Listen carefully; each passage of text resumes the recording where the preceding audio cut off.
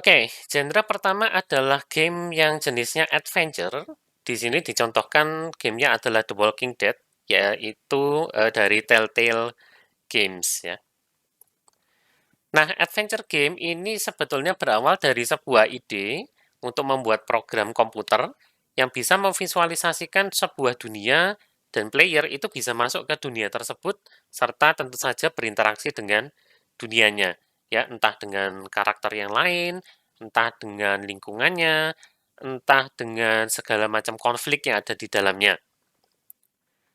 Nah, karena ini awalnya adalah dari novel, ya, maka sebetulnya adventure game ini pada masa-masa awal dulu itu bentuknya adalah teks.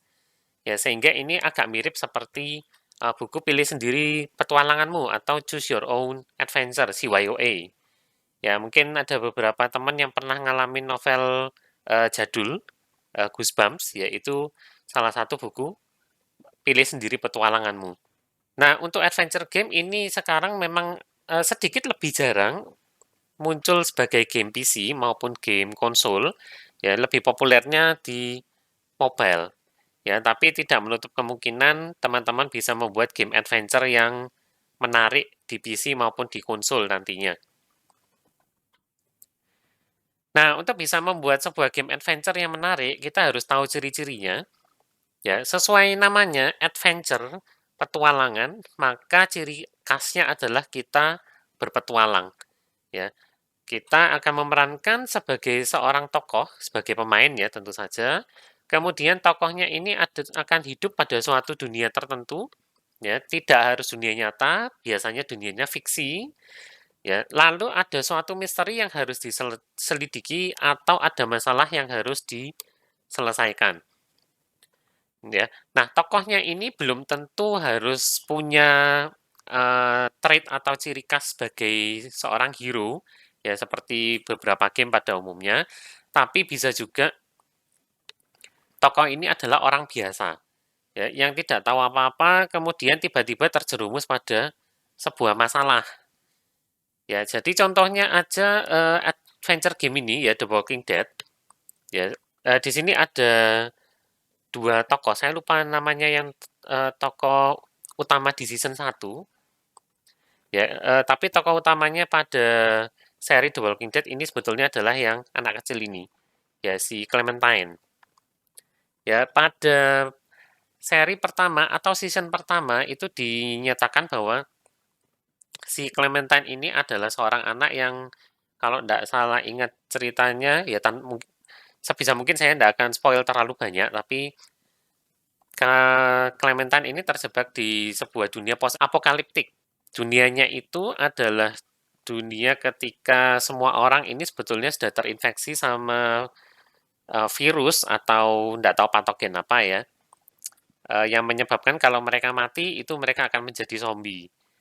Nah, si Clementine-nya ini ya tentu saja terjebak di dunia tersebut. Dia cuman anak kecil, tidak tahu apa-apa, terpisah dari orang tuanya, tapi tiba-tiba harus ngadapin zombie. Ya, nah itu ciri-cirinya sebuah game adventure. Ya, ciri yang lain adalah pemain itu juga bisa jalan-jalan, kemudian ngambil barang, berinteraksi dengan NPC. Ya, barang yang diambil ini nanti akan berguna untuk memecahkan permasalahan. Biasanya bentuknya adalah puzzle. Nah, kalau teman-teman yang familiar, yang suka RPG, sekilas kelihatannya kok sama ya ciri-cirinya. Kita juga akan lihat nanti untuk RPG di beberapa video berikutnya. Ya, namun yang membedakan adventure dengan RPG adalah pada game adventure itu biasanya tidak ada atau jarang sekali punya battle atau combat. Ya, kalaupun ada itu biasanya sudah dicampur dengan genre lain, misalkan action adventure. Ya, tapi kalau benar-benar game adventure itu biasanya jarang sekali ada yang namanya pertarungan. Ya, ini adalah beberapa sejarah game adventure terutama pada masa-masa awalnya. Ya, mungkin teman-teman tidak mengalami game ini ya karena gamenya tahun 70-an sampai sebelum era 2000, sebelum era milenial ya dan sempat trennya untuk adventure games ini mengalami penurunan. Ya, ini adalah game adventure yang cukup primitif ya, namanya text adventure. Ya, jadi kita memang main game ini harus membaca teksnya supaya tahu ceritanya.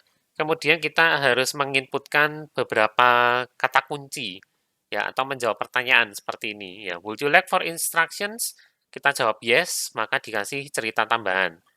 Ya, lalu katakanlah misalnya kita mau mengambil barang, ya maka kita harus ketikkan pick spasi nama barangnya. Ya, bisa terlihat di sini tidak ada grafis sama sekali, sehingga bagi orang-orang zaman now mungkin text-based adventure ini tidak terlihat menarik ya. Nah, ini contoh yang lain yang populer juga, Zork tahun 80-an. Ya, kemudian ketika komputer kita sudah mulai punya sedikit kekuatan untuk mengolah grafis ya, muncullah visual dari game adventure. Ini contohnya King Quest 1 tahun 87.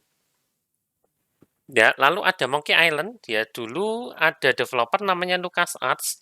Ini spesialisnya bikin game adventure. Ya, teman-teman bisa coba cari di Steam. Ya, Monkey Island ini ada versi remake-nya. Ya, visualnya sudah diperbaiki.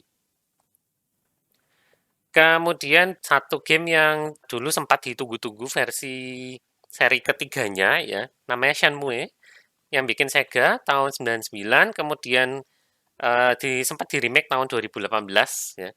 Ini diklaim menjadi salah satu game yang bisa menggunakan Quick Time Event atau QTE dengan tepat. Ya, mungkin ada yang belum tahu, mekanik QTE itu adalah kita harus memencet tombol yang tepat yang akan diberikan di layar dan biasanya kita cuma dikasih waktu yang cukup singkat untuk bisa melakukan action tersebut.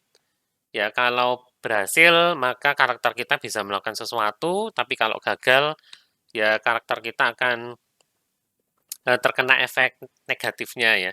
Bahkan bisa jadi ada beberapa game yang kalau QTE-nya gagal maka game over. Nah, faktor penting dari sebuah game adventure itu adalah cerita.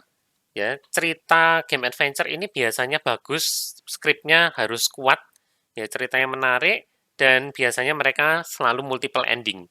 Ya, ini untuk mendorong pemainnya untuk memainkan game adventure-nya kembali. Ya, kalau game adventure hanya single ending, biasanya ya sekali dimainkan ya sudah selesai ya. Kemudian yang kedua adalah puzzle. Ya, benda yang dikumpulkan ini biasanya penting untuk menyelesaikan teka-teki atau puzzle. Ya, tapi tidak harus selalu dalam bentuk benda. Ya, puzzle-nya bisa bentuk suara, bisa bentuk visual dan lain-lain.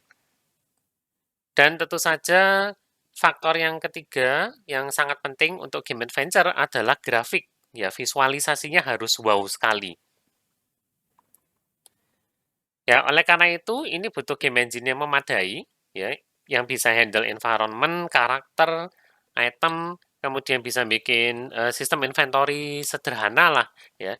Tidak harus serumit punyanya RPG, tapi paling tidak kita bisa melihat item apa saja yang sudah kita kumpulkan, ya, kemudian berinteraksi dengan item tersebut, mungkin ada bagian tertentu yang tersembunyi di sebuah item yang sudah kita kumpulkan dan ternyata mengandung kunci dari puzzle tertentu. Ya, dari segi visual kita butuh 2D dan 3D artist tentu saja. Ya, dan untuk mendukung kita juga perlu audio ya, di sini tidak disebutkan. Tapi audio ini bisa memberikan nuansa yang lebih ya, supaya kita bisa menjadi semakin menyelami dunia atau cerita dari sebuah game adventure. Nah, lalu ada beberapa subgenre dari adventure. Ya, ada yang namanya point and click adventure, escape the room, narrative games, sama visual novel. Ya, point and click adventure ini sesuai namanya, ya. Dia berasal dari PC. Ya, karena PC kita punya mouse maka biasanya untuk berinteraksi dengan dunianya game, kita harus tunjuk dan klik. Makanya namanya point and click. Ya, tapi tidak menutup kemungkinan untuk point and click adventure ini juga dibuat untuk konsol. Ya, toh di konsol kita ada analog stick. Ya, kita bisa menggerakkan kursornya dengan menggunakan analog stick. Kemudian untuk kliknya kita pakai tombol. Ya, contohnya point and click adventure ini adalah biasanya semua game adventure punyanya LucasArts. Escape the Room.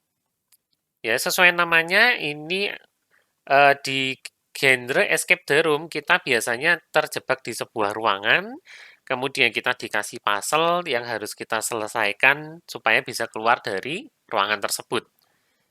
Ya, maka untuk genre ini berat di logic puzzle-nya, ya harus menantang pemikiran dari pemainnya. Biasanya juga jarang ada karakter lain selain kita sendiri. Ya, contohnya pada game The Room ini sudut pandangnya adalah first person, ya sudut pandang orang pertama, dan tidak ada karakter lain di dalam ruangan tersebut. Nah, narrative games adalah contoh berikutnya. Ini condong ke storytelling daripada ke gameplay, ya sehingga untuk narrative games ini biasanya ceritanya itu ada pilihan-pilihan yang punya konsekuensi tertentu, ya bisa mempengaruhi jalan cerita. Contohnya adalah kebanyakan game adventure atau narrative games punyanya Telltale Games, walaupun sayangnya studio ini sudah tutup ya. Kemudian ada Life is Strange, terus beberapa tahun lalu sempat populer Detroit Become Human, ya. Lalu ada lagi naratif yang horor ya, saya lupa antologinya apa, Man of Medan misalkan, ya itu lebih berat ke story. Dan kadang-kadang di narrative games ini ada QTE-nya juga, ya sebagai salah satu mekaniknya. Nah berikutnya ada subgenre namanya visual novel, ya ini dulu lebih populer di Jepang sama Asia, tapi sekarang Barat sudah mulai bisa menerima visual novel. Ya dulu ada yang menentang visual novel katanya, loh gamenya ini cuman baca gitu aja, terus kita bisa milih beberapa option, ya bisa mempengaruhi jalan cerita, tapi ya sudah that's it. Ya lalu ini masa bisa disebut game kalau gitu? Ya tapi sekarang visual novel sudah cukup diakui di belahan bumi barat sana ya sebagai subgenre tersendiri. Ya, visual novel ini biasanya adalah gabungan dari teks dan grafik. Hampir mirip seperti narrative games, tapi kalau narrative games biasanya mereka yang bercerita langsung. Ya, kalau visual novel kita harus baca teksnya. Ya, biasanya di bagian bawah. Dan untuk menarik minat kadang-kadang yang ditampilkan di bawah ini juga disuarakan ya, alias ada voice overnya. Tapi biasanya kita harus baca sendiri. Ya, dan visual novel seringnya itu dalam dua dimensi, karena kita tidak bisa bergerak-gerak ke sana kemari biasanya, ya sehingga untuk apa kita buat model 3D-nya, ya model 2D aja sudah cukup.